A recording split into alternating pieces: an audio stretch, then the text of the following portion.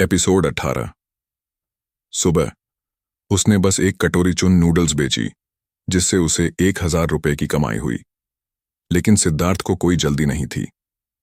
आखिर आज food department में उसका पहला दिन था। क्लास शुरू होने का समय देखकर सिद्धार्थ और आशिता ने फूड डिपार्टमेंट को थोड़ी देर के लिए बंद कर दिया और अपनी अपनी क्लास में लौट गए। वह अपनी सीट पर बैठ गया। पहले छात्र क्लास में ज्यादा ध्यान नहीं देते थे, इसीलिए उसके ज्यादा दोस्त नहीं थे। इस मामले में सिद्धार्थ को खुशी थी कि उसे किसी ने परेशान नहीं किया। अब उसके पास शांति से अपना उपन्यास लिखने का समय था। वह जल्द से जल्द एक्सिलरेटेड वर्ल्ड को रिलीज करना चाहता था। कहानी खत्म करके फैंटेसी पॉइंट्स के बदले अगली किताब लेना चाहता था।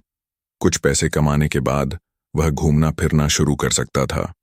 सबसे पहले उसे एसएओ गेम खेलना था, जो उसके पिछले जीवन के वीआर गेम से भी ज्यादा असली था। घर पहुंचकर सिद्धार्थ ने गेम के बारे में पढ़ा। यह गेम 70% से ज्यादा असली था। गेम हेलमेट पहनने पर खिलाड़ी को गेम में होने वाली चीजें महसूस होती थीं, जैसे कि राक्षसों से लड़ना या ठंड लगना। लेकिन गेम के बारे में यह भी लिखा था कि खिलाड़ी अपनी इंद्रियों को बंद कर सकता है ताकि उसे कुछ भी महसूस ना हो। ये सलाह खासकर लड़कियों के लिए थी। लेकिन सिद्धार्थ तो लड़का था, इसलिए वह अपनी इंद्रियों को खतरे में डाले बिना इस गेम का मजा लेना चाहता था। गेम जितना असली होगा उतना ही अच्छा होगा, और दुकान में अभी भी गेम की प्रतिभाएं उसका इंतजार कर रही थीं। देखा जाए तो यह गेम रेक्ट कंपनी ने बनाया था, जिसमें आशिता और दूसरे देशों के लोग भी शामिल थे। पता नहीं आशिता को इस बारे में पता है या नहीं। तभी सिद्धार्थ की नजर अपनी बगल की खाली सीट पर पड़ी। उसने देखा कि एक खूबसूरत लड़की उसकी बगल की टेबल पर बैठी है। उसका चेहरा बहुत प्यारा था। उसकी त्वचा गोरी और चिकनी थी और उसके बाल सुनहरे थे। वह लड़की ध्यान से अपनी किताब के पन्ने पलट रही थी, जैसे कि वह कुछ पढ़ रही हो। जैसे ही लड़की को सिद्धार्थ का एहसास हुआ कि कोई उसे देख रहा है, उसने अपना सिर घुमाया और सिद्धार्थ को घूरते हुए पाया। उसके चेहरे पर एक प्यारी सी मुस्कान आ गई। वह सिद्धार्थ की तरफ झुकी और हंसते हुए कहा, नमस्ते, मैं नादान कपिला वाइट, नई स्टूडेंट हूं। हम भविष्य में एक दूसरे के बगल में बैठेंगे। मुझे उम्मीद है कि तुम मेरी देखभाल करोगे। और हां, तुम मुझे कपिला भी कह सकते हो। उसी समय खिड़की से सूरज की रोशनी आई और कपिला के चेहरे पर पड़ी। उसका चेहरा और भी खूबसूरत लग रहा था, जैसे कि वह कोई परी हो जो धरती पर उतर आई हो। सिद्धार्थ उसे देखता ही रह गया। उसके चेहरे पर यह कैसी रोशनी है? ऐसा क्यों लग रहा है कि वह एक परी है? सिद्धार्थ उस पवित्र लड़की को देखे जा रहा था। थोड़ी देर बाद उसे होश आया। उसे एहसास हुआ कि वह उसे बहुत देर से देख रहा है। वह थोड़ा शर्मिंदा हुआ और कहा, मैं सिद्धार्थ हूं। तुमसे मिलकर खुशी हुई। कपिला को सिद्धार्थ की अजीब हरकत पर बिल्कुल भी गुस्सा नहीं आया, बल्कि वह हंसने लगी। उसने कहा, सिद्धार्थ, तुम अभी बहुत प्यारे लग रहे हो। प्यारा? क्या तुम प्यारी नहीं हो? सिद्धार्थ ने अपनी आंखें घुमाईं। कपिला का शरीर छोटा था। वह किसी मिडिल स्कूल की स्टूडेंट जैसी लग रही थी। उसकी त्वचा गोरी और कोमल थी और उसका चेहरा चांदनी की तरह खूबसूरत था। वह बिल्कुल एक प्यारी सी हाई स्कूल की बच्ची थी। सिद्धार्थ, क्या तुम ठीक हो? अगर कोई बात है तो मुझे बताओ। कपिला ने सिद्धार्थ की तरफ देखा और मुस्कुराई। मैं दुनिया में सबको खुश करना चाहती हूं। तुम मेरे पड़ोसी हो, इसलिए मुझे तुम्हें खुश करना चाहिए। क्या यह तुम्हारी वजह से नहीं है? सिद्धार्थ अजीब महसूस कर रहा था, लेकिन वह उस प्यारी लड़की पर गुस्सा नहीं कर सकता था। वह एक परी की तरह थी जो दूसरों की हेल्प करना पसंद करती थी। अगर उसने उसे परेशान किया तो लोग उसे डांटेंगे और उसे सड़कों पर घुमाएंगे। चिंता मत करो कपिला, मैं ठीक हूं, सिद्धार्थ ने कहा। यह सुनकर कपिला ने अपने हाथों को अपनी छाती के सामने रखा और कहा, अगर सिद्धार्थ ठीक है तो मुझे खुशी है।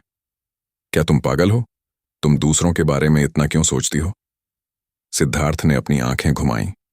तभी क्लास शुरू होने की घंटी बज गई। कपिला स्टेज पर गई और अपना परिचय दिया, फिर अपनी सीट पर लौट आई। उसके साथ विनिता नाम की एक और लड़की भी आई थी। सिद्धार्थ लिख रहा था और उसने ज्यादा ध्यान नहीं दिया। वह पहले भी हाई स्कूल जा चुका था। उस समय वह पढ़ाई में अच्छा नहीं था, लेकिन अब उसे क्लास में कुछ भी सीखने का मन नहीं कर रहा था। उसे एक्सीलरेटेड वर्ल्ड लिखने में ज्यादा मजा आ रहा था।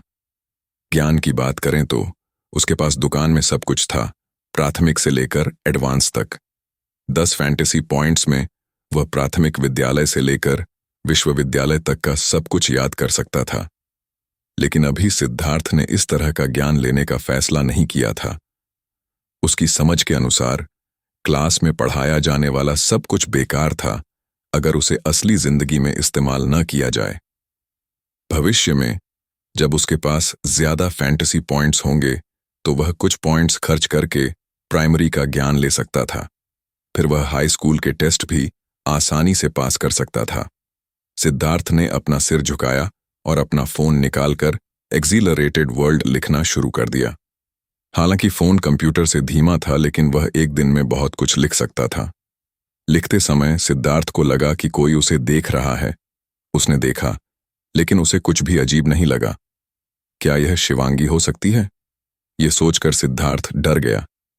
उसने स्टेज पर खड़े टीचर को देखा और राहत की सांस ली। आज झिंगकुई की क्लास नहीं थी, बल्कि एक गंजे टीचर की क्लास थी। चूंकि आज उसका डरावना चीनी बोलने वाला टीचर नहीं था, इसलिए सिद्धार्थ को थोड़ी राहत मिली। सुबह जल्दी से बीत गई और उसकी 5000 शब्दों की पांडुलिपि खत्म हो गई। लेकिन जैसे जैसे समय बीतता गया, सिद्धार्थ को ज्यादा से ज्यादा लोगों के घूरने का एहसास हो रहा था। इससे उसकी लिखने की रफ्तार धीमी हो गई। उसे समझ नहीं आ रहा था कि क्या हो रहा है। उसे अपनी पहचान के बारे में इतना क्यों डरना चाहिए, लेकिन आज क्या हो रहा था? ऐसा लग रहा है कि मैं बार बार लोगों का ध्यान अपनी तरफ खींच रहा हूं और मुझे घूरने वाला एक ही आदमी है। जब दोपहर की घंटी बजी तो कई लड़कियां कपिला के पास इकट्ठा हो गईं और उससे कई तरह के सवाल पूछने लगीं, जैसे कि कपिला की उम्र क्या है, वह पहले किस स्कूल में जाती थी और उसका घर कहाँ है। सिद्धार्थ को लड़कियों की बातों में कोई दिलचस्पी नहीं थी। उसने अपने फोन पर राइटिंग सॉफ्टवेयर बंद किया और फूड डिपार्टमेंट की तरफ चल दिया। वह फूड डिपार्टमेंट को मैनेज करने के बारे में सोच रहा था। सुबह तो सिर्फ एक कटोरी चुन नूडल्स बिकी थी। अगर ऐसा ही चलता रहा तो वह एक हफ्ते में अपना टास्क पूरा नहीं कर पाएगा।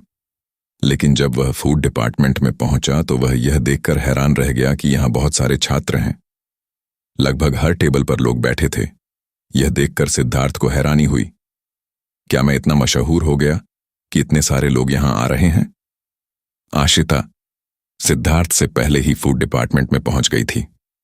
वह लोगों से पूछ रही थी कि उन्हें क्या चाहिए और उसे लिख रही थी। जब उसने सिद्धार्थ को आते देखा तो उसने उसे हाथ हिलाकर बुलाया। आशिता, यहां इतने सारे लोग क्यों हैं? सिद्धार्थ ने आगे बढ़कर हैरत से आशिता की तरफ देखा। अगर उसे याद है तो सुबह फूड डिपार्टमेंट में सिर्फ एक अनानास बन खाने वाला आदमी था।